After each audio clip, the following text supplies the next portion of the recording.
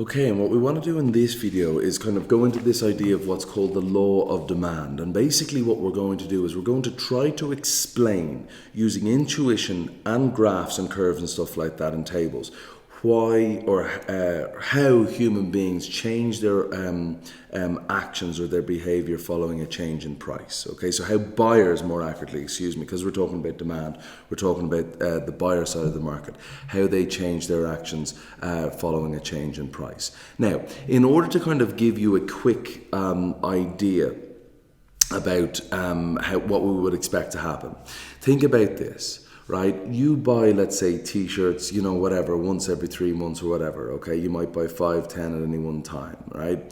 What do you think would happen to the amount of t-shirts that you purchased following a rise in price? What do you think would happen to the amount of t-shirts you purchased following a fall in price? So if we look at this here, okay, and ignore the price of zero, that's just giving it away for free. But if we say that, you may buy 5 t-shirts at a price of €10, forgive me, I'm Irish, so I'm using euros again. And as the price rose, I think you would agree, for a number of reasons, that you wouldn't buy as many t-shirts as you were previously. So maybe if it goes from 10 to 60, well, maybe you're just operating off pocket money. I don't know what your situation is, and maybe you don't have enough to buy many t-shirts if their price goes up to 60. Maybe you don't have €300 to buy 5 t-shirts. Okay, so one thing is your real income changes, which is how much you can actually afford with a given amount of euros or a given amount of currency. Also, you may just think to yourself, that's called the income effect, by the way. That just means, I'll detail that more in later videos. I just want to present the idea to you now. And then also, you may say, well, €60 for a t-shirt. Now, I could buy 3 pairs of shorts for that money. So I'll just, instead of buying the t-shirts, I'll buy more shorts. And that's called the substitution effect. As the price of goods rises, other goods become relatively cheaper compared to this new higher price, and you tend to buy more of relatively cheaper goods. Now, back to this. So what we're going to do now is just quickly go back to this table here. We're going to draw this table here. So maybe take a photograph of that. We're going to put these figures onto a graph, all right? So we've already seen this when we introduced the idea of market equilibrium. And we won't have the rule of 11 today because we're not dealing with supply, we're only dealing with demand. But look, we've got a title, we've got our price, we've got our currency, we've got our quantity, we've got our quantity label, we've got the amount per time period, we've got our zero or our origin here. And now what I'm going to do is I'm going to say, do you remember this now? At a price of 60, 0 was bought. And I'm going to trace out all the dots. At a price of 50, 1 t-shirt was bought, okay? At a price of 40, so you go out from 40 and up from 2, boom, there's your point there.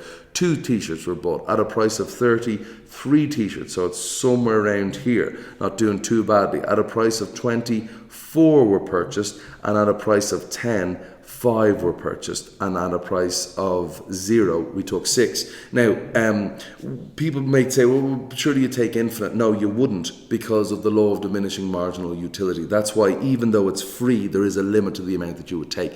Think about it, like if you're offered even Ferraris for free, you may take, let's say, something crazy like 300, but then where do you park them? Where do you put them? What do you do with them all? Like, you can't drive them all, so and then if they're given away for free, you can't sell them for any money because they're free. So the idea is, because the law of diminishing marginal utility, even though, which is another reason that will come to why the demand curve slopes downwards, there is a limit to which you will take. Now let's just look at this here, right? So we're just going to get rid of the dots, and we're saying we have this line. Now, yes, we call it demand curve, but it's a straight line. Economists are very good at simplifying things.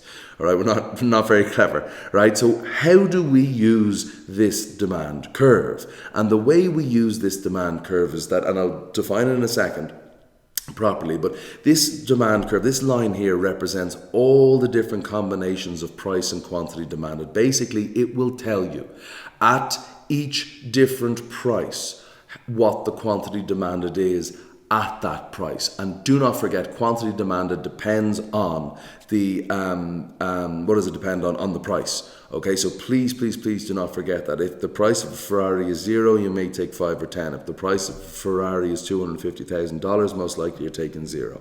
Okay, so there's no such thing as the quantity demanded, there's the quantity demanded at each price. So how do we use this? Well, basically what we can do is, and I've just chosen 20 arbitrarily here, I can go out from a price all the way out to the demand curve, touch it, and then go straight down. And that will tell me how many of t-shirts, in this case, how many t-shirts are bought at a price of 20. Don't forget, there's no such thing as how many are bought.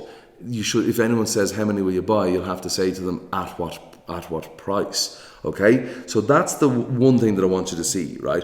As you can see from the last example, at a price of €20, 4 units are bought, 4 t-shirts, whatever we want to say, right? It is important to note that quantity demanded, the amount bought, depends on the price. You know me, guys, who've been unfortunate enough to be watching my videos, that I repeat myself intentionally, and if price changes, quantity demanded changes also. So don't forget, at a price of €20, 4 t-shirts were bought. What at a price of €40? Well, how do we do that? Well, I shall do it again. Why not? We go out from 40, touch the demand curve, and go straight down. And that will tell us how many goods, or how many t-shirts in this case, are bought at a price of 40. And we can see here from reading off this that it is 2. So when price changes to 40, quantity demanded changes to 2 units. Now think about this, right? Excuse me. If I go back to this here, and we can go in either direction. Excuse me. Would it make sense to you that if price rose, just rose in general, that people would buy less? Yeah, some people can't afford it, and then other people are like saying, well, I can buy something else for that money, and that something else that I can buy would make me happier. So I'll just do that. So for 2 reasons that I'm identifying now, which I will identify 3 in a later video, I hope you would agree that as the price of anything rose pretty much, with certain exceptions granted, but pretty much, people will buy less. As the price of anything falls, people will most likely buy more. And I hope that makes sense to you, right? So what we're just saying again is that at a price of 40, 2 units were bought. Now again, let's draw this, and remember, we can't do the rule of 11 simply because we don't have the supply curve.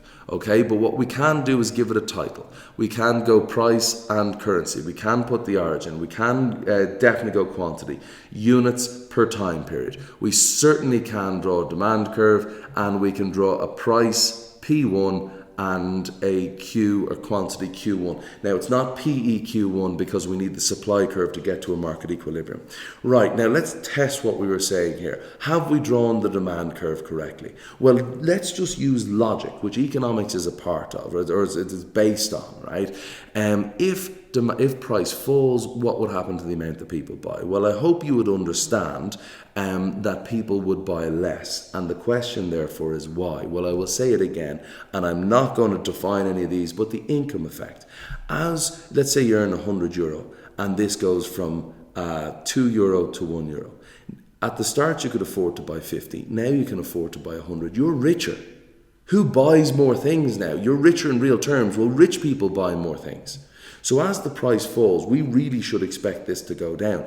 Also, don't forget, there were people that were buying other goods, and now the price of this has fallen, and then they're saying, oh, well, this good here now is relatively cheaper. It was t-shirts, so why not say it's t-shirts again? These t-shirts are now relatively cheaper. I'll stop buying some of the goods I already were buying and start buying more of this good. And therefore, for those 2 reasons at least, as the price falls, the quantity demanded rises. Now again, I mean, I can put up this nice little text box here, but what do we think? If price rises, will people buy more or less? Well, obviously people would buy less. And I'm not trying to, insult you if you didn't get that. I'm just saying, trust me, if you think about yourself, you know this. If the price of something goes up, maybe you can't afford it now. So let's say if you earn €100 a week, and this was €1 and now it's €2, before the price increase you could afford 100. After the price increase you can only afford 50. You're poorer now in real terms, even though your money income hasn't changed. And who buys less stuff, rich or poor people? Well, poor people. All right. Now I know these are simplifications, just to be clear, right? And then also, you were buying this good, and then you're like, okay, the price of it's, let's say, double. Does it look like it has here? It says, well, I don't know if I want to buy this anymore because there's other goods that I could buy, and then I'll get more marginal utility per euro spent on those goods, so therefore I'll just buy those goods. Right, so those are the reasons why it's, and we don't need to know them yet, don't worry. But those are the kind of the logical reasons that I hope you get that the demand curve is downward sloping. So we do see an inverse relationship between price and quantity demanded. When price goes up, quantity demanded falls. It's inverse. They move in the opposite direction. And when price goes down, quantity demanded rises. Okay, now that makes sense to us, how people are spending their money. Don't forget, we're constantly going back to the first issues, how producers and consumers maximize or try to achieve the most of their desires through economic transactions. So let's look at, we've drawn this demand curve. I hope it makes sense to you intuitively and logically why it is that way, but we're going to go a little bit deeper into it. So before we talk about something that's a good idea, we know what we're talking about before we speak about it. So let's define the demand curve. This shows the relationship between what? Price of the good or service and the quantity that is bought. And it is normally downward sloping. Now, the demand curve represents all the different combinations of the amount of the good that people are willing and able to buy and the price that they would be willing and able to pay. Okay? So that's what we're saying. It's the amount that they want to buy and the price they're willing and able to pay. When we talk about changes in demand now, or any factor in economics, the term ceteris paribus is very important. What it means is essentially all other things equal. So if you change one variable, okay, basically we're assuming that no other variable changes, okay? And it means we are saying that we are changing one thing at a time and holding every other factor that could affect something constant. That's what ceteris paribus means. We're only changing one thing at a time. Now, this logic of the changes in price, because if price rises, quantity demanded falls, and if price falls, quantity demanded rises. This gives us the law of demand. Okay, and what the law of demand states that as the price of a good falls, the quantity demanded will normally increase, and that is true. But I've said it now in two other ways. When the price of the good or service rises, quantity demand of that good or service falls. When the price of the good or service falls, the quantity demanded of that good or service rises. The last thing I want to say in this video is that the law of demand tells us that the quantity demanded depends on the price of the good. When the price of the good changes, this is known as a movement along the demand curve. Only a change in price can cause a movement. And guys, thank you so much for watching. I really hope this helps, and I look forward to seeing you in the next video.